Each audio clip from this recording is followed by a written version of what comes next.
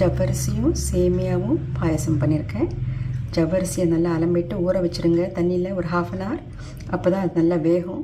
அப்புறம் அதே மாதிரி சேமியாவை நல்லா வறுத்து வச்சுருங்க.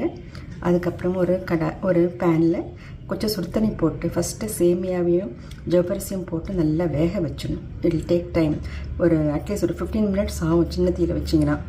ஸோ அது கலரிட்டே இருக்கணும். அப்போ தான் அது அடி பிடிக்காமல் இருக்கும். இல்லைன்னா ஜவ்வரிசியும் அப்படியே ஒட்டின்றோம். அது நல்லா சின்ன தீயில் வச்சு தண்ணியில் ஃபஸ்ட்டு நல்லா வேக வச்சுட்ட பிறகு நல்லா காசின பால் அதில் ஊற்றணும். பால் திக்காக இருக்கும். கொஞ்சம் நீங்கள் இதில் ஊற்றின பிறகு நல்லா கலந்துருங்க.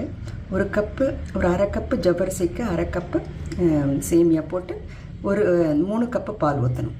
சர்க்கரை அதுக்கப்புறம் போட்டு அது நீர்த்து போயிடும். அதுக்கு கொஞ்சம் பாலும் இதுவும் ஜவ்வரிசியும் ஆறின பிறகு தான் நீங்கள் சர்க்கரை கொஞ்சம் போடணும். சர்க்கரை நல்லா கரைஞ்சிடும். அப்புறம் அது மாதிரி பண்ணணும்.